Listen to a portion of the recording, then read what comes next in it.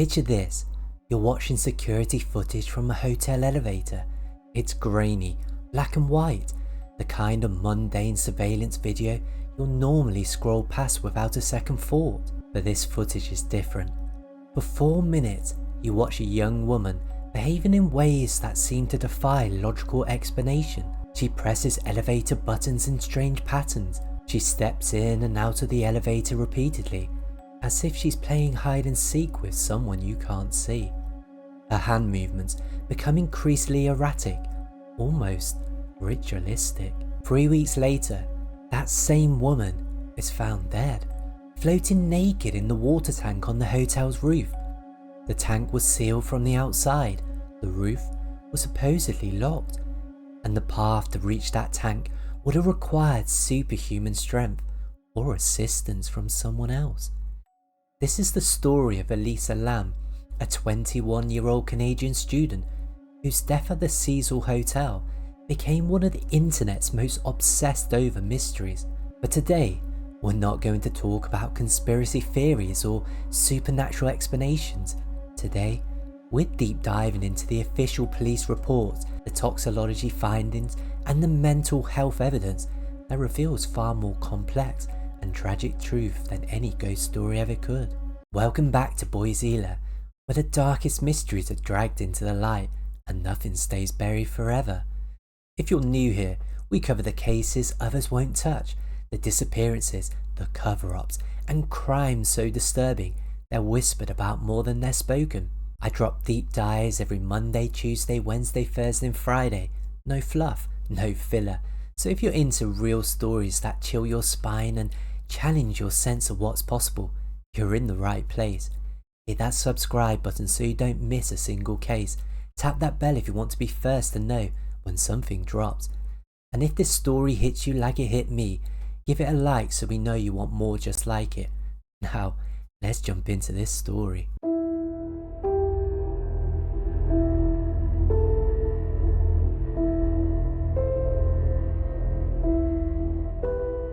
Before we dive into the mystery, let's understand who Elisa Lam really was, because understanding her mental health history is crucial to understanding what happened in that hotel. Elisa Lam was a 21-year-old Canadian student from Vancouver, British Columbia.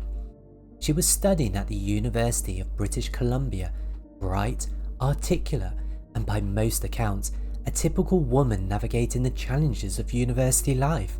But Elisa was also living with a serious mental health condition that would prove to be the key to understanding her tragic end. According to official police reports and family statements, Elisa had been diagnosed with bipolar 1 disorder, the most severe form of bipolar disorder that includes episodes of full mania with potential psychotic features. Now, let me be absolutely clear here. Having bipolar disorder doesn't make someone dangerous or unpredictable under normal circumstances. With proper medication and treatment, people with bipolar disorder live completely normal, successful lives. But here's where Elisa's story takes a crucial turn that the internet sleuths and conspiracy theorists completely ignore. According to the official toxicology report, Elisa was prescribed a comprehensive cocktail of psychiatric medications. Lamotrigine, 100 mg, is a mood stabilizer crucial for preventing manic episodes. Quetiapine, 25 mg, antipsychotic medication to prevent psychotic symptoms. Venlafaxine, 225 mg, is an SNRI antidepressant. Bupropion, 300 mg, a typical antidepressant. Dextroamphetamine, stimulant for ADD, ADHD. This combination follows the American Psychiatric Association's recommended treatment protocol for bipolar 1 disorder. Mood stabilizers, antipsychotic, and antidepressant. But here's the critical detail that changes everything. Elisa wasn't taking her medications properly.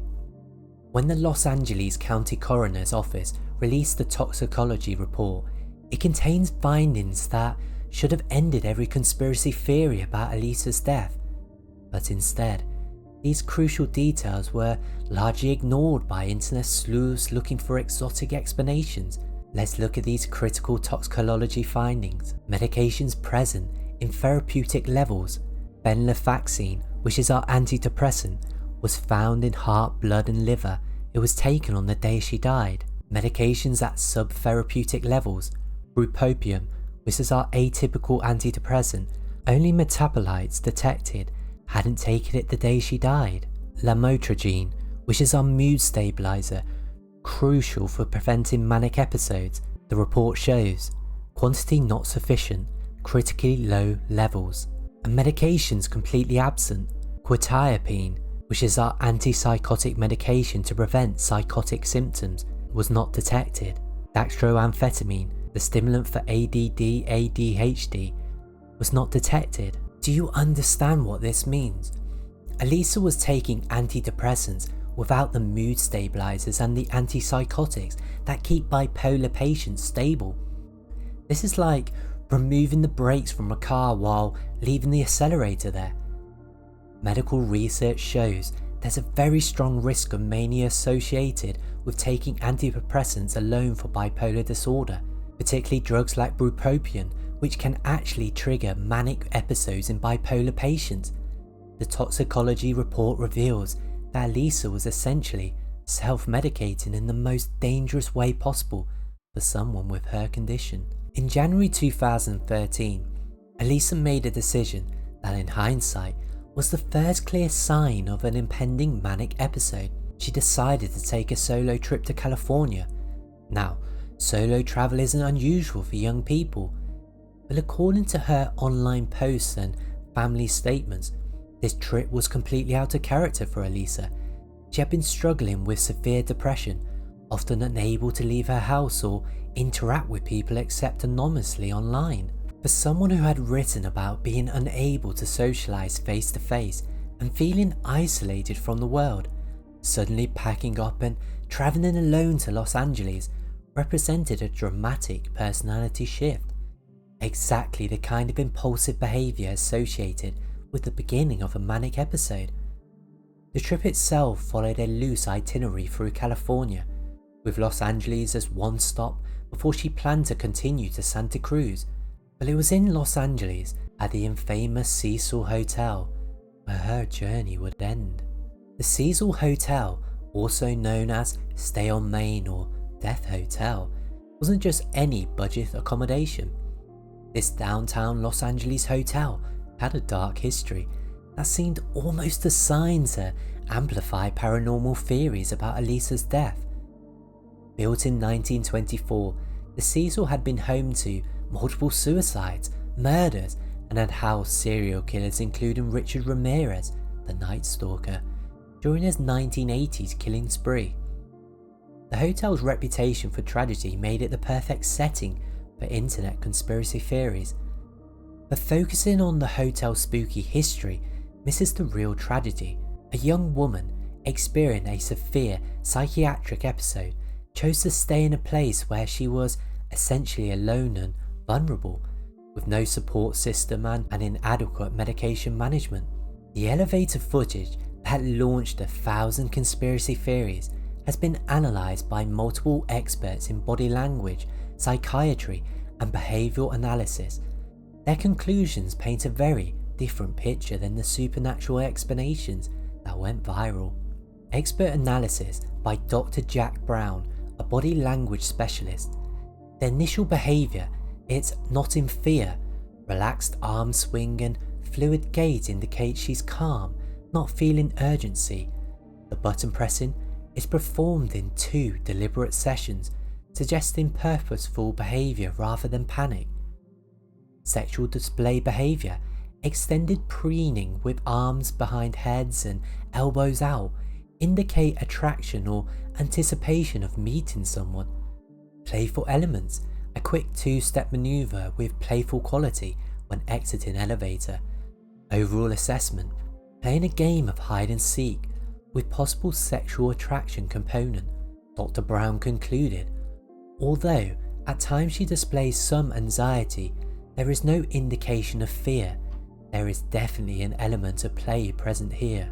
Mental health professionals who reviewed the footage identified several behaviours consistent with psychotic mania, psychomotor agitation. The hand movements and repetitive behaviours are classic symptoms of mania. Possible hallucinations, interacting with people or entities not visible to others. Grandiose behaviour, the confident, performative aspect suggests inflated self-esteem typical of mania. Impulsivity, the spontaneous, seemingly random actions fit manic behaviour patterns. But here's what's crucial. None of the experts' analysis supports the idea that Elisa was being pursued, threatened, or was in fear of her life. I am curious to hear your thoughts on this analysis, and give me your analysis in the comments too. The LAPD's investigation, contrary to popular belief, was thorough and followed standard procedures for missing person cases. Here's what actually happened. Based on official police reports, January the 31st, 2013, the last known activity of Elisa Lam. Elisa is captured on the elevator security camera. Hotel staff and guests report she's been acting erratically for days prior to this footage. February the 1st, 2013, she's reported missing. Elisa fails to check out as scheduled. Hotel staff find her room undisturbed with her belongings still inside. February the 13th, 2013, the footage released. LAPD releases elevator footage to generate leads. The video goes viral but produces no useful tips.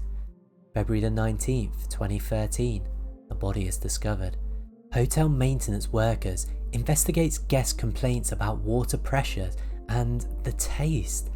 They discover Elisa's body in the water tank on the roof. Now, let's look at the key investigation facts. All hotel employees and the bookstore clerk who saw Elisa that day confirmed she was alone. The room search revealed no evidence of foul play.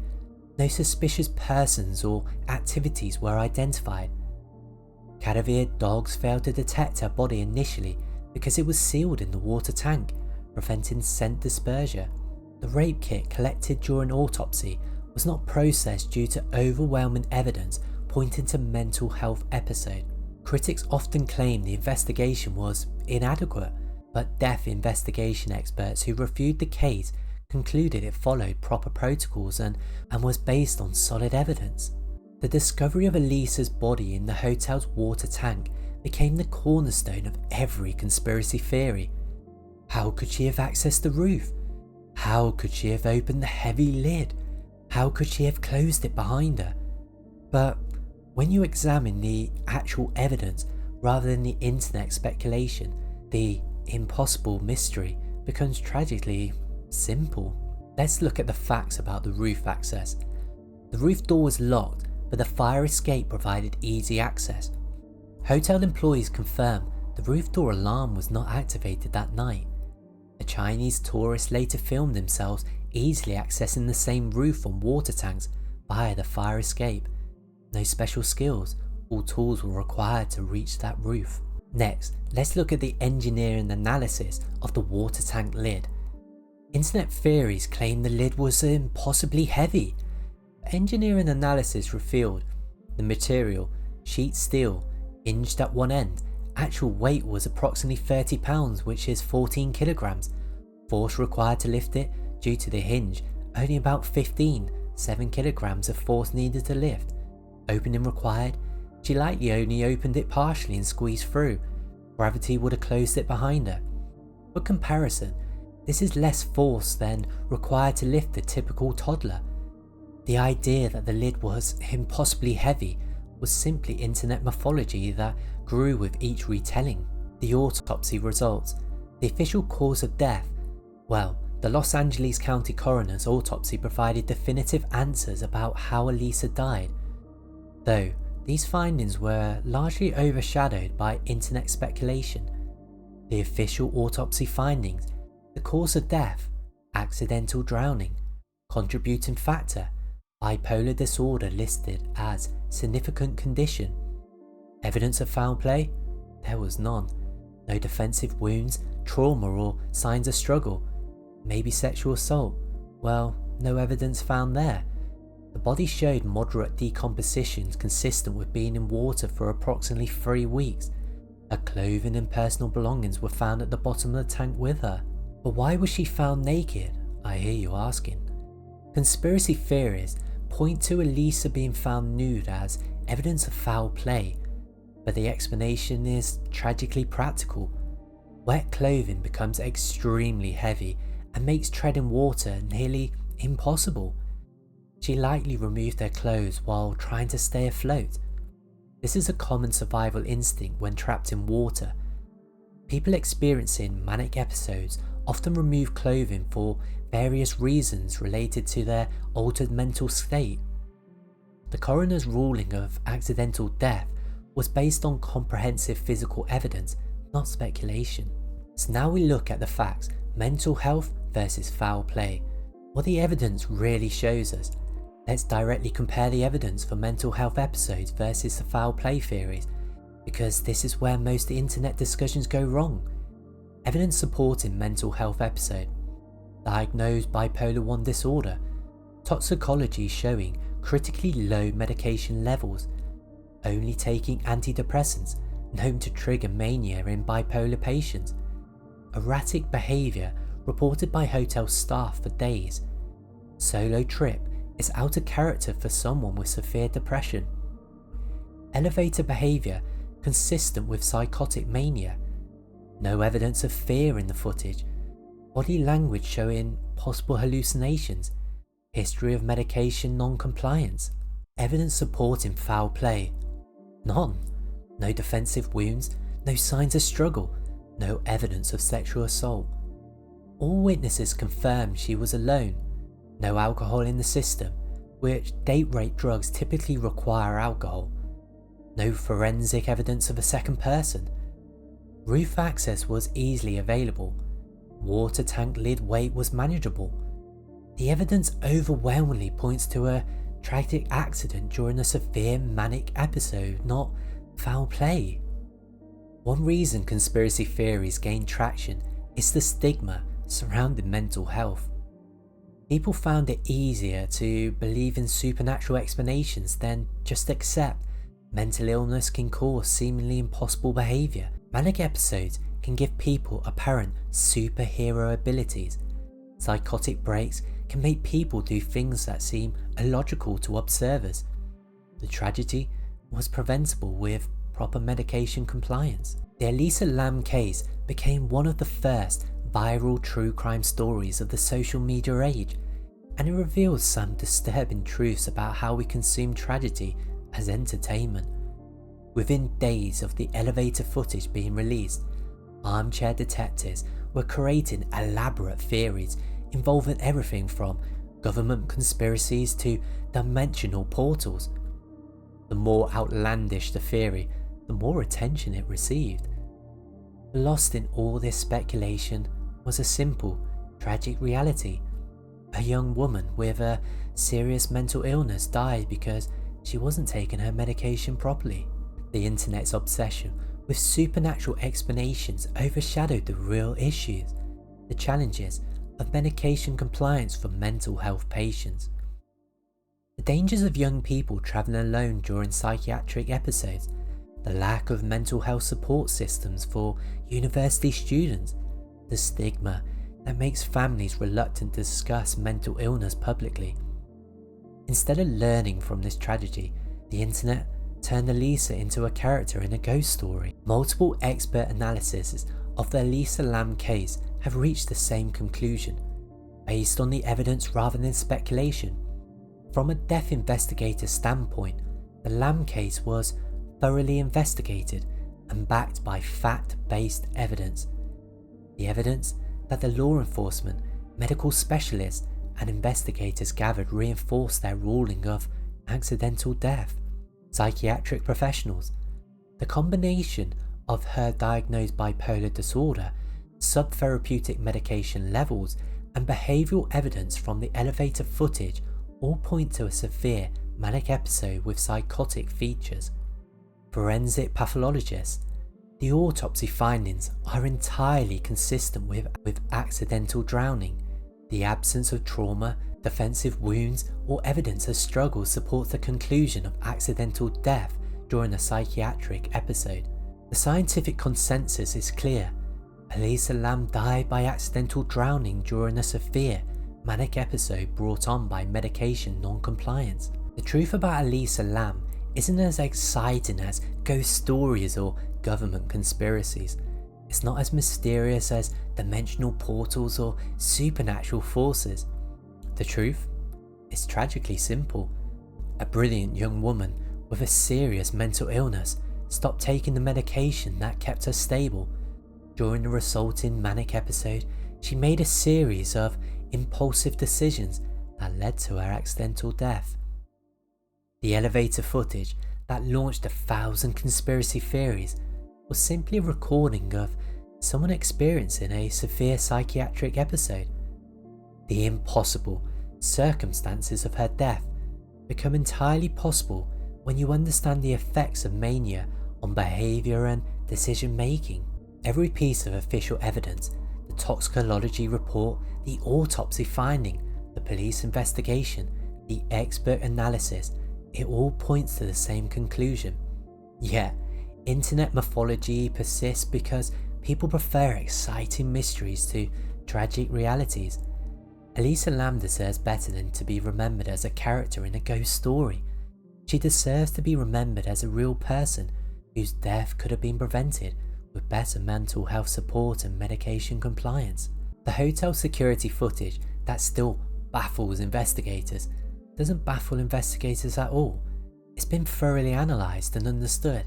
It only baffles people who refuse to accept that sometimes the truth is sadder and more human than any mystery. The case of Elisa Lam is solved. The real mystery is why we're still pretending it isn't. So that's today's story, and I have to say, it's one that will stick with me for quite some time. Now, if you got something out of today's tale and you haven't already, please show the like button some appreciation. Also, please subscribe to the channel and turn on notifications so you don't miss any of my uploads.